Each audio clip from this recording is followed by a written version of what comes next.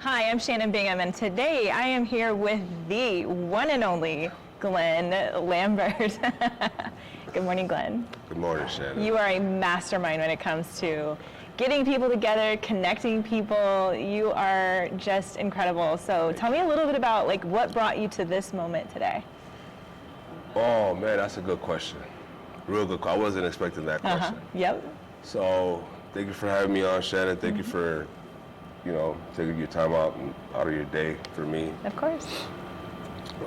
What brought me to this moment was 2 decades of just ups and downs, figuring things out, failing fast, sometimes failing even faster, or trying or plotting and thinking. And so I think the accumulation of the 2 decades that I've been doing stuff has actually brought me to the point where I'm at now, where if you don't have community or if you don't have people that you're helping lift up, you really have nothing at the end of the day. Yeah. And so that's why I'm here, because I've tried everything on my own. I've succeeded on my own, failed on my own, had a few partners here and there, but there was never no community. Yeah. So when I would fall on my face, I'd get back up and I'd look around, nobody's around. Yeah. So that's why this is here for any entrepreneur who's trying to figure it out, or you just fell on your face, with another bright idea. Well, they say if you don't fail enough, you're not trying enough. Yeah. Different things. Yeah. And so for me, fail fast, fail hard, and come back. If you make a mistake in life, same thing, come back. Don't let some failure or some mistake be your end-all be-all. Yeah, for sure. Yeah, because a lot of times we let that one mistake just keep us, we let that label stay, and I encourage everybody, shake that off. Yeah. You made a mistake, and get around people that are actually trying to do some stuff. Yeah, and it's about community. You're saying and you are such a connector, and you really love telling and sharing stories more so than telling them. So this is odd for you to actually be in front of the camera, and I understand as a photographer, that's tough, but tell me why you love sharing these stories so much.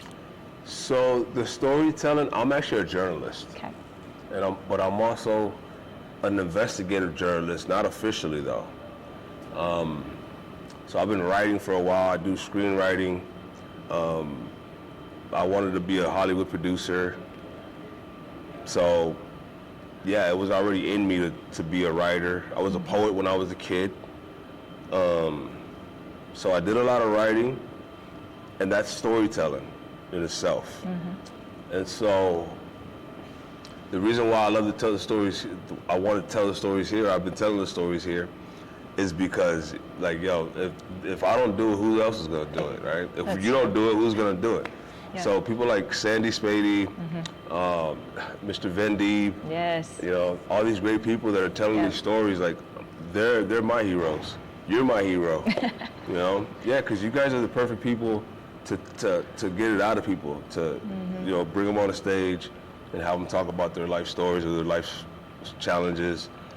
And so for me, I love telling stories too, because if nobody knows your story, Shannon, it's hard for them to even relate to you. Yep.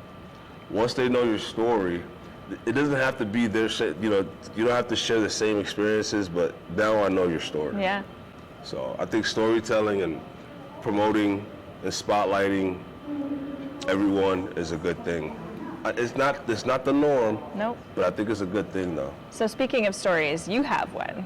I mean, you seem to have emerged in Omaha out of nowhere. All of a sudden I kept seeing Glen Lambert on LinkedIn and all these different things, and I'm like, who is this guy? I need to know him. I'm not sure why, but you're magnetic, and you bring and you draw people together. So what is your story? So how I got here was I was out in Florida for 3 years before I came here. I've been here 2 years. But when I got here, man, I thought I was gonna change education, because I had this book for kids on cryptocurrency and blockchain technologies, but it's like a comic book for kids. And so I brought that here. I was taking it down to Lincoln, and the people that I was talking to didn't even know nothing about it. Like, they were like, yeah, we're not even, like, it's like, how do they present stuff to the kids that they don't even know about, Yeah. right? So that was the first #1 scratch on the list. I said, all right, no. Then I did a metaverse education platform. And that was one of the hardest sells because even though it's a cool technology, it's still a very costly technology. And if someone doesn't have the bandwidth for it, then they're not going to have this technology. Right. So I had a whole K through 5 already done. I was working on K through 12.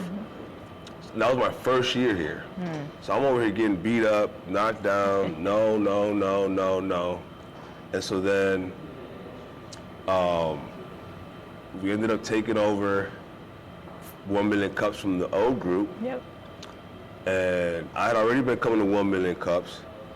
But when we took it over, we decided we were going to open it up more to more people, more, just make it more inclusive to everybody. And so in doing that, I realized, okay, what do we need? And I said, yeah, these people need their stories told. And then I was like, So I brought my cameras out, dusted the cameras off. I was like, I'm going to get at it. I'm going back into director mode. But I love it. And so that's why I was able to do it all last year, because I actually love filming. Yeah. If I'm gonna die on a movie set. You thrive in it too. After watching you like working in your passion, it's really fun to see that. So I'm excited.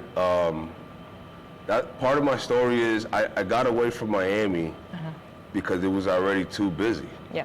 It was saturated market. Nah, not even saturated. It's just too busy. It's like, New York City the same way. It's tourists there all the time. And then I was like, man, I just need to go somewhere quiet. And I came, my cousin lives in Lincoln. I flew in and I fell in love with the place. Interesting. Yeah, I fell in love with the place. For me I stayed at the shelter though, because I was like, you know what, let me really get my feet wet here before I just start, getting an apartment and buying all this stuff and saying I'm gonna stay here and then I don't like it. Yeah. And I'm stuck with a lease or stuck with this and that. So that was one of the major reasons why I did that, because I could have from the gate got here and just started setting up shop, but I didn't know what was going on. Right. And then I'm thinking I'm gonna hit it off with the education. I'm thinking, man, these guys can't say no to this. Yeah. Everybody said no. Yeah. And so I was like, all right. But building up the ESP stuff and telling those stories and doing 107 episodes in 7 months, that was just me cooking. That was just me getting warmed up. Yep. That wasn't even like, I wasn't even being serious. Like now in 2026, this thing is getting serious. It's about to sail. So we've got some exciting news. You want to talk about the new edition? Oh yeah. So edition? Yeah. We got a new edition. So we got a second location at the Apiary Social Club, and we're going to be doing the same podcasting, way better equipment, way better lights and stuff like that. But nonetheless, it's still our grind behind it. The Apiary has been nice enough to invite us in there to do, we'll call it a test run, but I really got a good feeling about it. I think they really want to, have a little marriage with us. Partner and grow, yep. Whatever that looks like. Yep. I'm not being all like, it's got to be like this or it's got to be like that. I'm actually very happy that these people decided to work with us. Yeah, that chose to work to us. Yeah. And I mean, truly an entrepreneur from the ground up you are. And so trying all these things along the way and failing or succeeding is part of the nature of what we are sharing these stories about. Absolutely. And the new edition that we just did, the Victory Lane, and that was an exciting one, but now we're moving into APR, which is a very exclusive social club. And so they have some amazing entrepreneurs right there in their facility that we get to actually feature. And we are looking for those people right now. So what are you looking for? What would be ideal? Listen, for me, anybody that's at the Apiary, or sorry if I'm even saying that right or wrong, but yeah, it's good. Anybody that wants to give advice on you know, how to be resilient, consistent, Yes. how to have tough skin, because you're not going to do this entrepreneurs thing and if you don't have tough skin. I laugh because we have a rhino that hangs in my office, me and my business partner, and I say, if you don't have the skin of a rhino, you can't sit with us. And oddly enough, our co-host, Grant Stonebreaker, is Rhino Man himself. So I feel like it's kind of an interesting partnership. No, it is. It is. It's I think that happened. The alignment was perfect. Yes. You know. Strategic. Yeah, but it was perfect. It wasn't. I think it was perfect in the sense that when I saw it coming together, all I could do was thank God and be like, "Yo, this is awesome." Yeah. You know. Because it was just happening and just happening and just happening. So I was like, I can't even take credit for this. Yeah. You know, your willingness, Grant's willingness, Austin's willingness. I mean, everybody's coming together to make this thing happen. I love it. Built different. Built different. That's the name. We have a brand new Instagram, but you know, you've done ESP for a while, and you've done 1 Million Cups. Like, these are things that have been kind of your babies, and now this is kind of a new branch. Yeah, well, sometimes you need to do that, you know. I hate to say this, but the ESP was a science project that went pretty good. Yeah, it did. You know. It was not a failure. No, and it was something that I wanted to do anyway. Yeah. Like, you know, we still have an hour left before this thing even gets jumping. Yep. And I'm like, I'm like, what? We're gonna just leave all this space here and not use it? Can we interview? No. I love it. Yeah. So. But the people we're looking for are the people that really have the understanding that they want to share their experience, they want to show their grit, their resilience, and what it takes to actually put together something that's an idea or a brainchild or a passion project and bring it to life, right? Yeah, exactly. So that's the key to entrepreneurship. Yes. You have to be able to think it and then bring it to life. But guess what? As you're bringing it to life, your whole life could be falling apart 100%. At the same time. Yes. You got to be able to balance all that shit. You know, you got to be able to balance all that. I always say balance is a butterfly that may land or may not. Yeah. It's a fleeting little lightweight carrot. It can never seem to contain. Man, and then the funny part is I don't even talk about all the bad stuff that happened in 2025. Yes. Yeah. Why? Because bad stuff is always going to happen. Absolutely. So it's like, nobody wants to hear you complaining. No. Nobody wants to see you crying. Nobody wants to, nobody's always going to give you their shoulder to cry on. Yeah. I'm giving out hugs, though. Like, I'm a hugger. Well, and I think that you need to turn your failures into fuel. They're not something that you sit there and grind on and sit there and, like you said earlier, create an identity around. Yeah. That's not what it's about. Like, it's meant to train you. It's meant to take you to that next level. And if you're there to listen and you're there to learn, which you're a learner, you like the learning. So, the interesting things about you make you the best version of what's going to be happening in 2026. Yeah, I'm excited for it. I'm a lifelong learner. I'm never going to stop learning. And not only that, I don't know it all, right? So somebody might ask me a question that they think I might know the answer to, and be shocked to hear me say, dude, I do not know the answer to that. But I think that when I do that and say I don't know, I'll say, but give me like 5 minutes, I'll find out. Do the research. Yeah. Well, one thing I know about you is that you're very genuine and you're very compassionate. You have a huge heart, and I think that's what's really the bottom line of all of this is entrepreneurs have to have the heart. Yeah. And if we don't, you see that happens with the CEOs without hearts, or people that build things and they fall apart. Like, the ground level stuff has to be what you are internally, integrally, and intellectually. Yeah. So I did my strengths, my 5 Gallup strengths. That was the first time I ever did a 5 Gallup strengths. And so it taught me a lot about myself. It really does. And so I'm actually going to learn to use those things to elevate in 2026. Catapult. Yeah. I actually did a detox because I want to be able to go into 2026 very healthy, not half-assing it. And when I say half-ass, I mean, I'm in the gym, but I'm drinking coffees, and tons of sugar, and then whatever, right? Yes. So I've had to alleviate the coffee drinking, the wine is gone. I'm sorry, guys. I'm not gonna be able to drink any more red wine. But I mean, if you catch me drinking one, but that's about it. But It's I'm just not elevating. Yeah, but I had to clean up, you know? Yeah. And so detoxing for me this past week has been like, all right, let's get it together. Let's make it happen. But I have to be at my best and my peak, because if not, I'm not going to be any good for anybody. Yeah, and it's a focus thing too. It truly is discipline and focus. And I think one of the things I like to talk about is the pillars that I stand by. And so if you know where I'm at in alignment, it's always going to be faith, then fitness. Because if I don't have my health, I'm not any good for anyone. So, you know, I did give up my workout to be here for 7 a.m. But, no, I'm just teasing. But fitness is huge, and I do make an effort to get into my gym at my house and really put the effort in. And then family, and then going into the community in your work after that. So. Yeah, no, I can relate to that. Also, I'll go back to what you said earlier about entrepreneurs having to have a heart. You have to care about society. Yes. Because you could build $1 billion product. I'll give you an example. There's a vape company out there. The guy made like over $100 million. Great for him, but then I'm thinking, man, what about my kids, man? Yeah. And so then I'm like, yeah, sometimes we create these things that make us a lot of money, but it destroys a whole generation. Correct. Yes.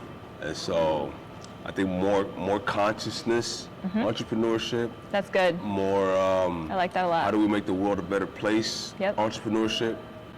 You know, because we've already experienced the competitive entrepreneurship, the dog eat dog. Yep. It only goes with so far. We still need to move with love. We still need to move with Move with love, yes. Yeah, that's really it. Just staple that to the wall. Yeah, move with love. Yeah, that's good. And I think there's an old adage that talks about if you want to know the real life of a community, you look at the kids, and if they're healthy, then the community's healthy. And that's really important to look at. And I think even in the world, looking at our kids right now, that's something that we should really take into consideration, like you said. Yeah, the kids, man. The kids. And as an adoption advocate, like Exactly. I'm heavy into this stuff, and I can see the disconnect in society with what's happening with our kids. So. Yeah, you know, you do a really good. I mean, I know people want to spotlight you for that, but I know if they didn't spotlight you for that, you would still be doing it. I'm fine with it. Yes. Yeah, no, I know that. And There's so years there was no spotlight, and I was fine with it. So one of the things I wanted to at least say on here was you have to find what you would do if you were not getting paid to do it. Yep. And then what would that be? And then figure out How to capitalize on it. yeah, right? Because people got to know that this is what you do. I got a friend named Katie, and she's great at admin stuff. You need an admin person? I'm gonna hook y'all up. Her name's Katie. Not gonna give you her last name yet because I'm just putting her on the spot right now. But she's amazing. And so putting yourself out there as well is really, really good for any entrepreneur. Like you have to you've put yourself really out there. touted Katie quite a bit even before today. Now here's the thing, we do understand how to delegate and bring people alignment with us that we have like the weaknesses of, they have the strengths in. And I think that it's strategic partnerships like that really truly bring you. And with my business partner of over 22 years, Nikki, I don't, like me and her know that we could not have ever done it without each other. And, you know, I always say she's like the hand that holds my balloon string, you know, that's just literally like, here I am in the clouds, and she's like, I got you, you know. And then the workers that come along with it, and I say the workers meaning not people that are, you know, doing the things for you, it's really just people that are coming underneath of you and aligning with you and really assisting that growth underneath. And I think that's so important. It is. I'm glad you mentioned that because all of us need help one way or the other. And all of us need to actually look at the people around us and actually, you know, do a KPI on those people and the metrics on those people, you know? How are you or how are they helping you move forward? Yep. How are you or they helping you succeed and accomplish your goals, you know, Yeah. you gotta just watch everybody that's around you too, because we have people in our lives that we love, but man, they're toxic. They may not be for you to grow you to that next level. Yeah. And the closest people to you sometimes don't support you as you need them either too. I know. So, and that's okay. And I've known over the years that sometimes God has to rip people out of my life for me to say, oh yeah, they weren't really good for me there. So, Yeah. but you know, ultimately, like we have to trust and rely on that faith when you are in an entrepreneurship situation, and know that you're being guided and that all of it is for the greater good. So I'm so proud of you, and I'm so thankful that we were able to sit and chat today. You have some major gems that you drop. I know you talk about everyone else dropping gems, but like you, sir, have so much to offer. So if you guys are ever around doing any of the podcasts, be sure to grab this man, have a conversation. He's a delight. I'm happy to call you my friend. Thank you. And I'm honored to be able to work with you for the next 6 months on our new podcast, Built Different, apiary edition coming soon. So be sure to reach out to Glen. And if you want to be a guest on this podcast and you have the grit, you have the determination, you have the power and the resiliency, and you want to share your story, this is your man to get that story out. So stay tuned. We will be seeing you soon.